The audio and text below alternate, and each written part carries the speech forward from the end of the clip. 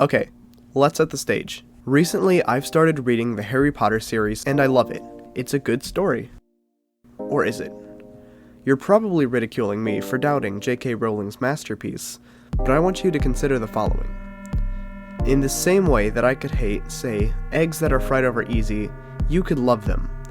Furthermore, you could be the world's greatest chef and make the perfect fried egg dish, and I still wouldn't want them. Can that dish still be considered good if I prefer to eat a frozen pizza that I throw in the oven over it? As for your eggs, I'm no cuisine expert, and this isn't a cooking channel. So let's bring this back to storytelling. Join me to discover if stories have universal quality, or if everything just comes down to opinion. We'll also talk about what values a story might have to possess to be considered fundamentally good, if such a thing exists. Let us begin.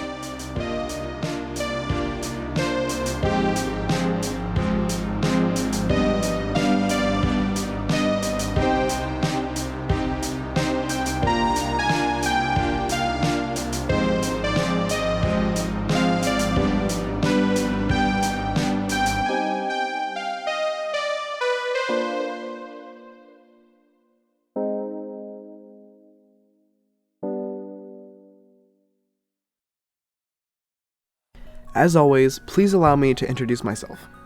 I'm Logan, the owner of Fantastical, a YouTube channel created to enlighten, entertain, and encourage the storyteller in everyone. While working on this, I have realized that I'm certainly going to need some help, and for two reasons. One, I don't know about you, but I would definitely be wary of listening to someone whose only credentials are 78 YouTube subscribers and a work-in-progress novel.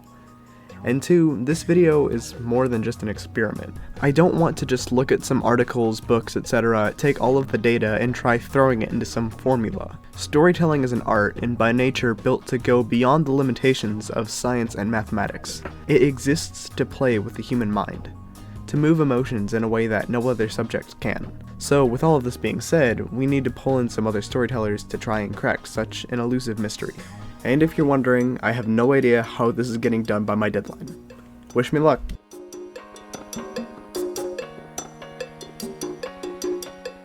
As I am writing this very sentence, I'm not sure where to begin. I've done interviews, discussed with specialists, and reflected a lot, but how do I put it all into words? Where should I start the film? Well, what more fitting way is there to talk about stories than to start where all stories start? The beginning. And what better way to approach the beginning than to forget to record the first half of the interview? My first discussion was with Dave Johnson, English professor at Olivet Nazarene University, teaching classes about composition and literature. Here's a snippet of our interview. So do you believe that there are, or could be, an objectively good story? I'm gonna say no. With a caveat, because it's so subjective for readers. What readers will like, personal taste for the reader dictates kind of everything to a certain degree. So I don't know that we could ever all universally agree on, hey, that's a good story. I don't think that that's possible because of subjective personal taste. But I think that what we can do, we can kind of consider, what did the author set out to do? Did she do that? Did he do that? An early 20th century writer, Henry James, talks about that. Like, yeah, you have your personal taste, but set that aside for a second. Objectively, we can say, what did the author set out to do, and did they do it well? If they set out to scare me, did they do that well? If they set out to make a comedic story, did they do that well?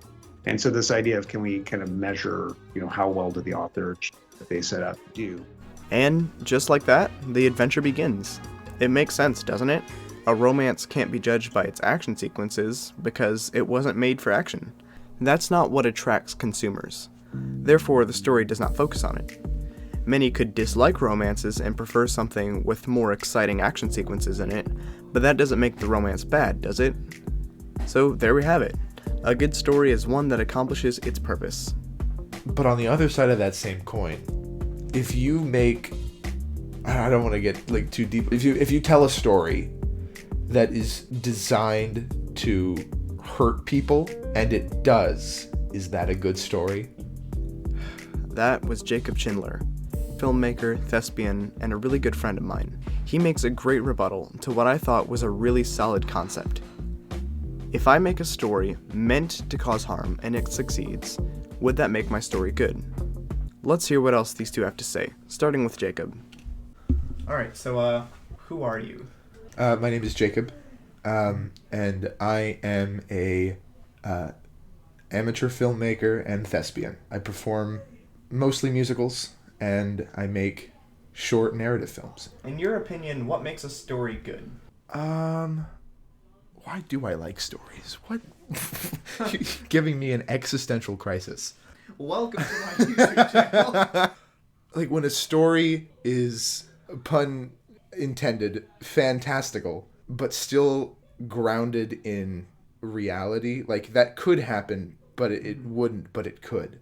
That is one element that I think is important for a good story, that I like in a good story, is when there's no way that could happen, but it could. Mm-hmm.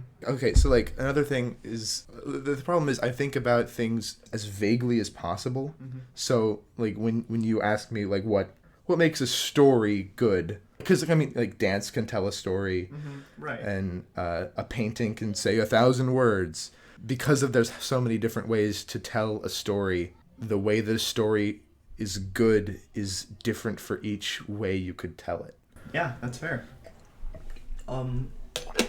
So do you believe that there are any universally good components to a story? Or even better, like it doesn't have to make it good necessarily, but that would improve it. So like maybe, would you say any book that is written well, that is clear and usually clear and concise, is automatically better than it was if it was written poorly? Well, I mean, that's the thing. I mean, like, if you have an element of the story and it's written bad, then that story is not necessarily very good. Mm-hmm. If you have a bad idea and it's written good, then that story would be, I mean, objectively good. Mm-hmm. That I mean, if you write a bad idea well, that story becomes good. Sorry. Oh, you can't see the air quotes. I can't afford a camera, so.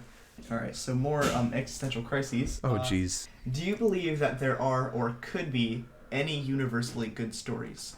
Again, off the bat, I want to say no, because of how everybody perceives everything differently. Like there's probably not two people on the earth who consume the same story and think of it in the exact same way. I don't think there are any two people ever who would have the exact same reaction to a story. And a very interesting idea. I've heard multiple things. So like it's either, is a story good if everyone has to enjoy it? Or maybe there's the point where one could be, I don't know how to say if bad consumer sounds right. Like how a generally perceived as a good story could be perceived as a bad by an audience member, mm-hmm. because of how they're consuming it. You've ever read or like seen the concept of C.S. Lewis, what's it called? Experiment in Criticism, mm-hmm. where he talks about these two groups of readers. So there's the many who just kind of read a book once and, that's it, they read the book. And then there's the few who, they really take time to dive in and like invest themselves, I guess. Submerge themselves in. Yeah. Like the idea of reading well or consuming well. Like even to say, I don't like this, but I can still say that it's good. They did a good job. It's kind of like an idea of what maybe a good story exists if the few, air quotes, would enjoy it. Yeah. I think it is a very thought experiment style question. Yeah. Which is kind of why I've had so many people to interview. It's not like, I don't think it's something I can research. Like, I don't even think there's necessarily a yes or no answer. Or if there is, we probably haven't found it. Right. To my knowledge. So is there anything else you'd like to add? Any further discussion? It's a good question. It's an interesting one to explore. Which makes me want to like think, I mean, this is just in the past couple of minutes, like, been making me think about some stories that I perceive as good and validity of people who dislike the same story that I enjoy. Like, because everyone's biased. Everybody's gonna have, even if they try to be, they're gonna have their own opinion, a bias. Mm-hmm. So I think that because bias exists, that even if there were a story that was good, like it was perfect. Everything about it is just that because bias exists, we wouldn't be able to identify it because somebody's going to disagree. So maybe the question comes down to, what should we define a good story as too? Because, is it public opinion or is it, something else? It's a very, Is like good defined by the masses? Yeah.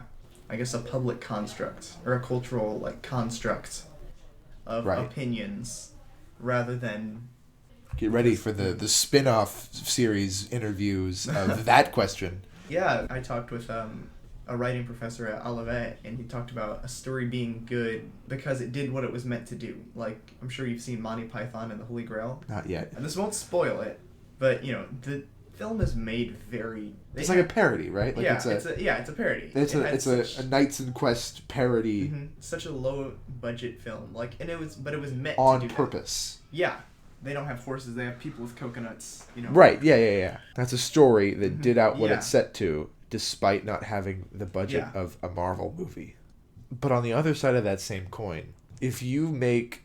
I don't want to get too deep. If you tell a story that is designed to hurt people, and it does, is that a good story? Which I guess leads us to the conclusion that there really is no way to know. That we can ask a question that leads to a question that leads to a question, and it all comes down to what you would say. I would say no, because you're biased. Because everybody's biased. Because everybody has their own opinion on what's good or bad or truth or lies or hurtful, that I think that there really is no way to determine if a story is good. And now, Dr. Johnson. Recording now, and I'm so sorry about that. So, do you believe that there are or could be an objectively good story? I'm gonna say no, with a caveat. So I think because it's so subjective for readers, what readers will like, personal taste for the reader dictates kind of everything to a certain degree. But the caveat here, so I don't know that we could ever all universally agree on, hey, that's a good story. Like every reader, hey, that story is a good story. I don't think that that's possible because of subjective personal taste. But I think that what we can do is we can kind of consider, what did the author set out to do? Did she do that? Did he do that? The 19th and early 20th century writer Henry James talks about that. Like, yeah, you have your personal taste, but set that aside for a second. Objectively, we can say, what did the author set out to do, and did they do it well? If they set out to scare me, scary story, did they do that well? If they set out to make a comedic story, did they do that well? And so this idea of, can we kind of measure, how well did the author achieve what they set out to do? And then the other part here, which is maybe a little bit strange, but I think time, like years and years and years, kind of dictates what stories stay in culture. Some stories are really good for a moment, for a period of time, and then other works seem to sustain. And there's really no way, I don't think, to predict that in the moment. Like, what novel this year will people start reading and will be on course syllabi, and people will be maybe even reading, thinking about 40 years from now, 100 years from now, 250 years from now. There's no way to really kind of predict that. But in 200 years, when you look back, people are going to say, oh, that was a good novel because. And so in some ways, time kind of ends up becoming the ultimate determinant of, what good stories, what are the good stories that last, and what are the stories that people keep on coming back to. Yeah, and I like the idea of what the author set out to do. So I've just been thinking about this earlier, I don't know if you've seen the film Monty Python and the Holy Grail. Yes, that's a great parallel. So you're exactly right. I've seen the Holy Grail a few times in my years, and you're not evaluating it based on production quality. I mean, that's not the point of the movie. They're not trying to make the most high-tech savvy, film. That's not even. or the most realistic depiction of, the Middle Ages. Like that's not, or the Arthurian time. That's not what they're going for either. It's meant to be an absurdist comedy, and you know, the knight who's gonna bite your leg off there in the battle. Like, I mean, that's a funny bit that has held up really well over, the 40 years, over how long it's been since they made that movie. And that's what you're evaluating them on, because Yeah. that's what they're setting out to do, is kind of make this absurdist Python-esque comedy. And to evaluate it as a romantic comedy would be completely, beside the point. Like, like that's not what you're trying to do. And so I always liked that idea from Henry James. I have my students read this essay called The Art of Fiction, and he talks about this. And he completely allows for people to have their subjective taste. Like, hey, I know, as a reader, you're going to like some things and you're not going to like other things. And I can't persuade you any different. But that notion of we've got to allow the author, kind of their idea, and then we see how well did they pull off the idea? Did they execute it well? And I don't know the most objective way to actually measure that, but I've always thought that that was a really good insight from James. This notion of let the writer do what the writer's going to do, and then just see how well did they pull it off? How well did they do it? Did they make that believable world, alternate world, or was it, oh boy, this is the same alternate world that I've read in 3 other novel series? Yeah. Did they make it so that it was kind of credible and I could believe it in that book in that time, or whatever it is that the author was going for? How well did she do it? How well did he do it? And I think that that's about as close to kind of the objective element, perhaps, we can come. Yeah. So, kind of to conclude, maybe a book or a story or a movie, whatever it is, it's good if it accomplishes what it set out to do. I think that's a good statement. Yeah, it could be one. There could be multiple definitions too, but Right. that's maybe one.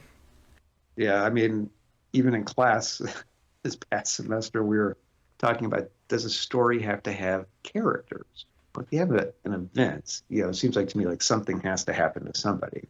Uh, and most of us said yes. And I had one holdout in the class, and he's like, no, that you don't have to have characters. And I'm like, well, how do you not have? Yeah. But then we ended up reading a short story by Ray Bradbury called August 2026. Then Will Come Rains. It's a really creepy but good short story.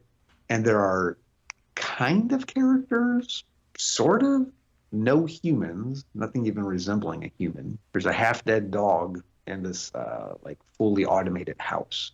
But it's an effective story. Like it works. So you have to kind of like, okay, well, it doesn't have characters in the traditional sense, but what is what was Bradbury kind of after in that story, and does he pull it off? And I think for most readers who would read that story and know kind of what Bradbury's up to, I think they might conclude, yeah, he pulls it off. So does it have to have a character? Yeah. Maybe not in the traditional sense. Again, that's where a writer will come along and do something very clever to figure out a workaround from one of the shoulds.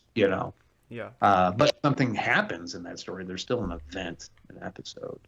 And so there's a narrative there. So, but yeah, I don't know. I love kicking these ideas around. Yeah, that's a really good idea. Yeah, I like the does it have to have characters, because we read, I don't remember what it was called, but the book is about this boy carves a little like wooden Indian, and he sends it down a river, and the whole story documents this little wooden Indian, and then there's another one with like a turtle, and it's their adventures, just drifting down the river, and what they find, so there's no real main character. It's a little wooden toy. Right. I always thought that was one of the most interesting stories I'd ever read. Yeah, it kind of approached it from a different way, right? So again, you kind of posit these ideas like, okay, well, there's a character, and then something creates some conflict, and there's going to have to be a resolution, and I accept all those ideas. But again, you're going to have writers who are going to kind of challenge that, and so that idea of, well, let's focus in on the toy's perspective. Let's shift the perspective away from the child's perspective, or from an adult's perspective, a human perspective, into kind of a non-human perspective. And it's always kind of interesting to see what a writer will come up with and do in that, and still make a really kind of compelling narrative out of it.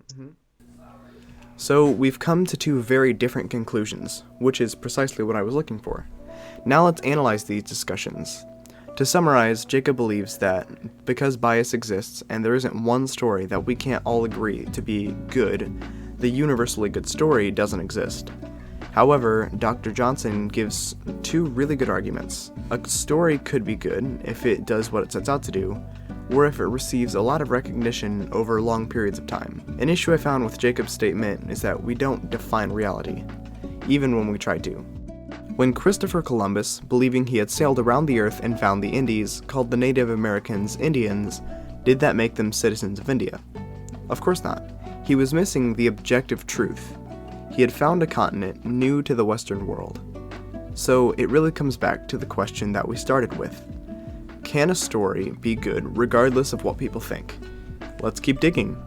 We already touched on Dr. Johnson's first point, being that a story can be considered good as long as it creates the effect that the author intended it to, and the contrary point being the possibility that someone would intentionally write a story to cause harm to the innocent. Let's finish the debate now. One could argue that if a story hurts someone, that's not a storytelling issue. What if it was originally a really good story, but used in a bad way? It's the author who's bad, right? Wrong, because we need to remember that the story is being called good because it did what the author told it to do, if you will. Yeah, if I throw a copy of The Fellowship of the Ring at someone out of anger, that's obviously not the story or the storyteller's fault, it's mine. But if the Fellowship gets its value because I attacked someone with it, then there's no way we can call it good. If pain, physical, mental, emotional, whatever, results from a world fallen into darkness, and a story intentionally incurs it, we could hardly call that story good. But what about Dr. Johnson's other idea? If a story that I write is favored by pop culture long after I'm dead, that makes it good. However, the trends and preferences of pop culture are still ultimately based on opinion. Now, what have we learned so far? Well, we found an amazing rebuttal that I'll definitely be using as a quote-unquote test for future concepts. So while we haven't made too much progress on cracking this mystery, we have reached a conclusion to the beginning. With home far behind us, let's not look back.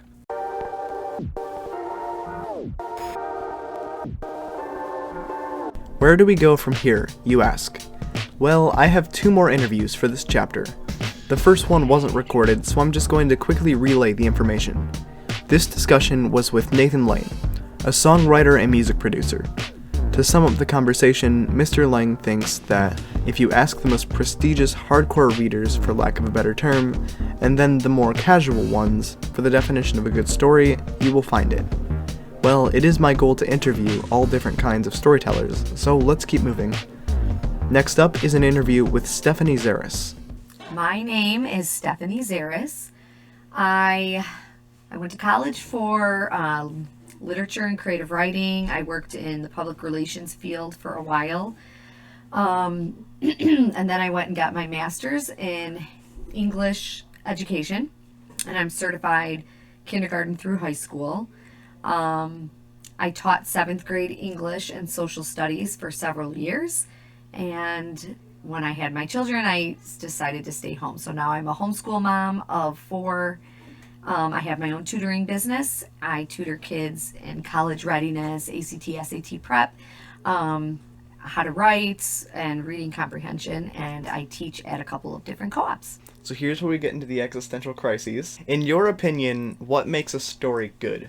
Okay, well, that's an interesting question. Being someone who has wanted to be a writer or who has been writing since I was very young, I feel like I've always had an ongoing story in my head. A story is something for me that has always captured my attention and has pulled me in. I think what has been something that I consider a good story, something that has pulled me in, is something that I can relate to and something that I can connect to. So I feel as though there needs to be depth within character development. There needs to be growth within characters that the reader can relate to, can, evaluate, can see themselves in. So yeah, I feel like a good story is one where the emotional connection between the reader and the character is strong. That's great. Do you believe that there are universally or objectively good components to a story? For me, something that I feel makes a story a good story is good dialogue. And, I think from a writer's standpoint, dialogue is sometimes a love-hate relationship, right? Because it can be really hard to come up with dialogue that seems realistic, that reads naturally. When you're writing dialogue as a writer, you're taking a risk because it could really make or break a story. That first component of the reader feeling connected to the characters, that's going to really allow that to happen at a deeper level because dialogue allows us to bring the story to life even more in our mind. We get to know people in real life by our conversations with them. So the only way to see into a person's thoughts or mind or their soul is by communicating with them, by conversing with them. So I would say dialogue is universally what makes it a good story. Do you believe that there are or could be any universally good stories? Yeah, I was thinking about this. So, have you heard of the hero's journey? Mm-hmm. It's kind of like a template, right? There's a character, they go to a land they're unfamiliar with, that's a challenge for them. They conquer something, they grow, they go back to the land they're familiar with, a changed person, and make it a better place. And a lot of stories that I've written too have fit into that template. I think that that's probably a safe type of story to say is universally good because what I had mentioned before was that we all want to connect to our characters. We all want to feel like we know them. When you look at the hero's journey, I think we all have a little bit of hero in us, and we all can relate then to that type of a story. And I think that's why that type of a story we could see throughout history, that template has never gone away because it's a universal template that people can relate to. I love that. So if so, how do you think one could create it? Yeah, use the hero's journey template. Yeah, I mean, kind using of that to summarize. template, adding in really good dialogue. Mm-hmm. Obviously, we also like to be surprised as readers, right? Yeah. So I think it's also important to say, okay, here's this, conventional, traditional template that writers use, but what can I do to make it a little different? Yeah, and this is really interesting, like the idea of the hero's journey. Because on the other end of that, I feel like a lot of my favorite stories are the ones that challenge that. And or they challenge the kind of template. So in probably my favorite video game is called Undertale. It's called an RPG, so it's usually fantasy. It's very journey based, fight the monsters, whatever. But the idea of this game is it's that same kind of game, but you don't have to kill everyone. Yeah. So even in something like a game, it kind of keeps you on your toes. Mm-hmm. You're like, oh, I wasn't expecting that. That one, and then there's a book we read. I loved it because it doesn't have a character.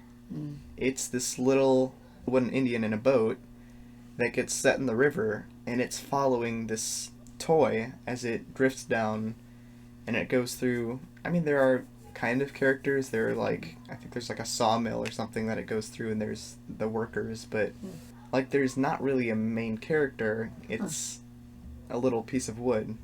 Oh, that's neat. Yeah, and that's always fascinated me.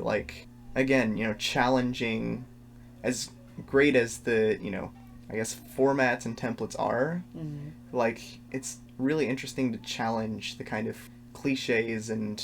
Yeah, come up with something different. Mm-hmm. Yeah, and I think that, your generation, too, are experiencing life in a different way than... I mean, I guess every generation could say that. When I was a kid, I'm sure my parents thought that. And now as I'm a mom and an adult, I can look at this generation and think, wow, just with this technology age and just, it's interesting to see what will come. Because you've been influenced now by, like the Harry Potters, the Lord of the, that kind of stuff. And that's probably going to play a role in stories that you develop. So yeah, it was super cool. Do you have any other thoughts? Yeah, let me ask you, interviewer, what do you think is your favorite part of a good story? I definitely like a good character. Mm-hmm. I think that for me is one of the biggest things, is like when the character feels real. I may have introduced you to my friend Jacob. He's like a amateur filmmaker. Oh, you told me about him? Yeah. So, something we've noticed as we started getting into the filmmaking is that when we watch a movie now, like the best movies are the ones that we aren't thinking about the production team behind it. We're actually seeing the story and the characters. Interesting. We're not thinking about, how'd they get that shot? Yeah, you're getting lost in the story. Yeah. Yeah. But it takes a little bit of extra to probably pull you guys in, because once you're behind the scenes now, it makes you see things differently. Yeah. Yeah. But with writing, it's a similar thing. Like, I know we've talked a lot about like character development and how we need to know the most embarrassing thing that happened to our characters in second grade, even though that may never get into our story, we still need to know that. So there is a lot still behind the scenes that goes into developing a character, that in order for them to come out on the page as genuine and realistic, we've got to know the ins and outs of them, even if our readers never do. So yeah, that's neat to think about all that goes on behind the scenes. So I guess a better answer would be, one of my favorite parts of a story is that I would want to know what that character's most embarrassing moment in second grade was.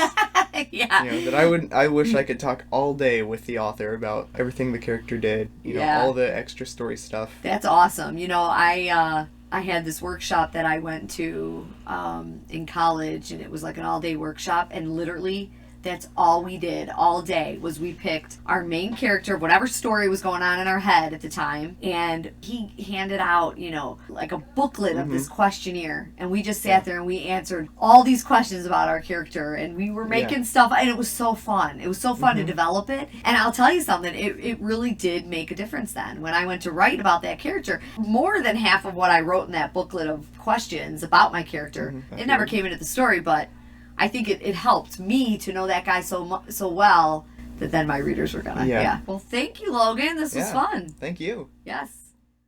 This is a very unique take. While every other person I've talked to so far has given relatively broad answers, Mrs. Zaris has given one single element that she believes will make or break a story: characters. And I'd say that it's a great point. As Dr. Johnson said, something has to happen to someone, right? And if something happens to well-made characters, then that has to make a story much better than if something happens to a boring, poorly written one, doesn't it? Well, as I've touched on in multiple discussions, I've read a really cool story that barely has any characters. The book is called Paddle to the Sea by Clancy Holling, by the way. Examples like these really mess up the idea, right? This concept probably works for 99% of stories, but it isn't universal.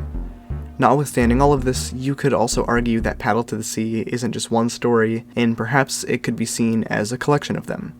Because Paddle, the little wooden Indian, does encounter several different people on its journey, and each encounter gives us a little bit of that person's lifestyle, and, you guessed it, character. But either way, what makes a character relatable, and how does that drive a story?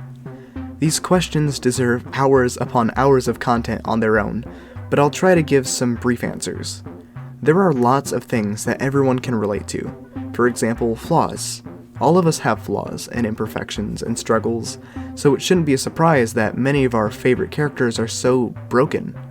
Other aspects could include their lifestyles, values, and the things and/or people they love. Yeah, different people will relate to different things, but imagine, if you haven't already experienced, seeing a character in a film that shares your pain. Maybe you're dealing with loss and find someone in a story that has the same struggles, and you watch how, in the tale, they deal with the grief. You will instantly relate to that character, and therefore be uplifted and fortified by the story. I believe we can say that having characters with the power to help real people in real life makes a story universally and fundamentally good. If you watch my other videos, you'll know what I'm about to say. Let me introduce you to Geeke.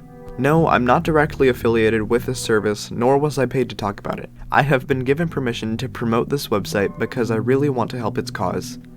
Geeke is a completely free website dedicated to connecting passionate writers with eager readers. With an ever-growing library of user-generated content, Geeke is a great place to share your stories or find something new to read. With achievements, items, a writing tab, music connectivity, and a lot more, I implore you to check it out. Of course, I will have links to this website and its Discord server in the video's description. I'll also put a link to my novel's preview, also on Geeke, if you'd like to give some feedback on it. With that, let's jump into the next chapter.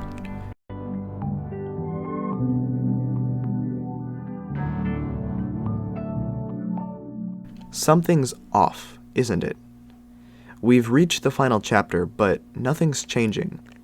No calm ending music, no cliché essay-style conclusions. What's going on? Why did we spend a whole video looking for answers when it took one opinion to easily give us what we were looking for? This isn't a watch time trick to make you go through this whole thing when I knew the conclusion all along, nor is it even the last chapter. Heck, as of writing this, I still haven't finished all of the interviews. In fact, this video is only one half of the story. While working on this film, I've realized more and more how mysterious and elusive the topic really is. Believe me when I say I have tried looking for sources to help confirm or disprove these theories. I found nothing. And the last thing I want is to post this video and realize later that I was wrong. Therefore, I want to take some time to discuss with you, the viewer. Until the next video comes out, I will be working as hard as I can to read and reply to comments, emails, etc. I want to share opinions, conversations, and debates with all of you. Besides, there is still so much content that I have yet to cover, including points from this video's interviews that I didn't have time to cover. So, we've reached an end of our story, but another beginning lies ahead. Thank you so much for watching, and I encourage you to subscribe if you're interested in the continuation of this film. As always, remember, we are all storytellers.